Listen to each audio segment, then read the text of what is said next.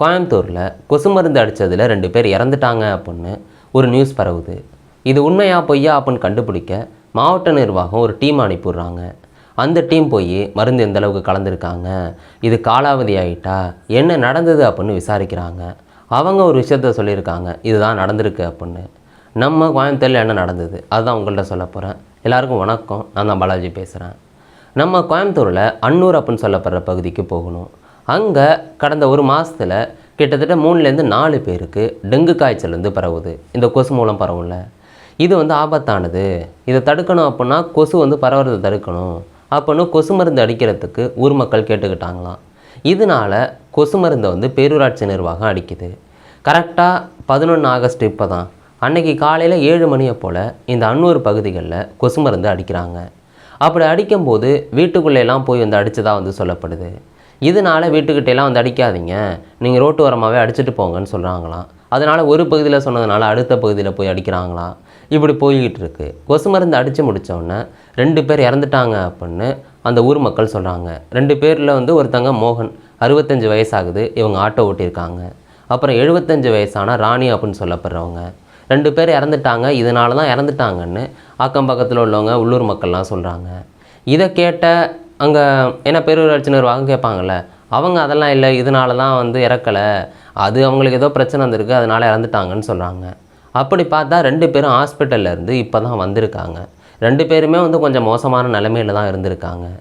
இதுக்கு முதல்ல family members என்ன சொல்லியிருக்காங்கன்னா, கொசு மருந்து அடித்ததில் ஏற்கனவே முடியாமல் தான் இருந்திருக்காங்க, அதை சுவாசித்து அதுக்கப்புறம் இன்னும் முடியாமல் போய் இறந்துட்டாங்கன்னு முதல்ல அந்த சொந்தக்காரங்கள்லாம் சொல்லியிருக்காங்களாம்.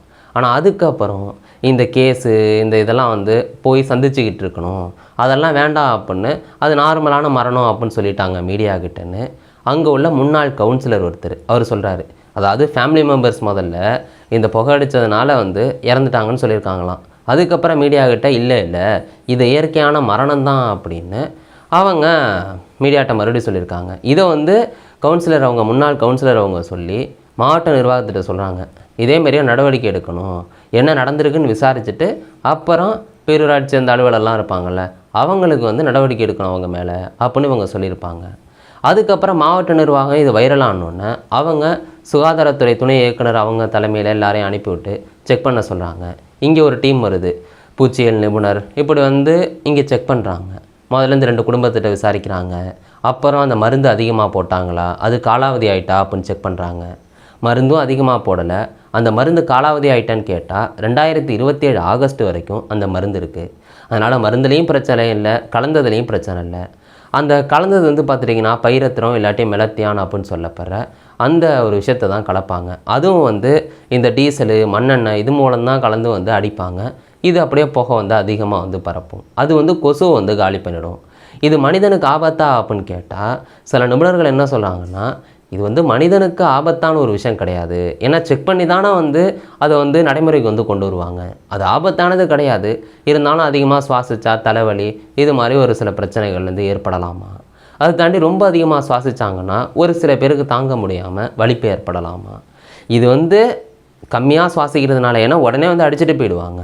அது மூலம் எந்த பிரச்சனையும் வராது அப்படின்னு நிபுணர்கள் சொல்கிறாங்க. ஆனால் இந்த 2 பேர் இருக்காங்கள்ல அவங்களுக்கு முதல்ல என்ன பண்ணுச்சுன்னு தெரியணும்ல. அந்த மாவட்ட நிர்வாகம் அனுப்பின டீம் இங்கே விசாரிக்கிறாங்க. அப்போ 2 பேருக்கும் என்ன நோய் இருந்திருக்கு அப்படின்னு தெரிய வருது. அந்த லேடிக்கு பார்த்துட்டிங்கன்னா ஆஸ்துமா இருந்திருக்கு. இப்போ ட்ரீட்மெண்ட் எடுத்து முடியாத நிலைமையில தான் வீட்டுக்கு வந்திருக்காங்களாம். இதே நேரத்தில் மோகன் அவங்களுக்கு இருதய செயலிழப்பு இருந்திருக்கான். அவங்கள சிகிச்சை முடிச்சுட்டு வீட்டுக்கு வந்திருக்காங்க. அதுக்கப்புறம் அந்த மோகன் அவங்க சொந்தக்காரங்க சொல்கிறாங்க, கொசு மருந்து அடிக்க வராங்கன்னொன்னே முன்னாடி கதை சாத்தியாச்சு. அந்த கொசு மருந்து அடித்தவங்க பின்னாடி அப்படியே அடிச்சுட்டு போயிட்டாங்க. அந்த புகை வீட்டுக்குள்ளே வந்துட்டு அதை சுவாசித்து இறந்துட்டாங்கன்னு சொல்ல முடியாது. ஏற்கனவே அவங்களுக்கு உடம்பு சரியில்லாமல் தான் இருந்துச்சு. ஆனால் அப்படிப்பட்ட ஒரு விஷயத்த அந்த சொந்தக்காரங்க சொல்கிறாங்க, பின்னாடி அடிச்சிட்டாங்கன்னு.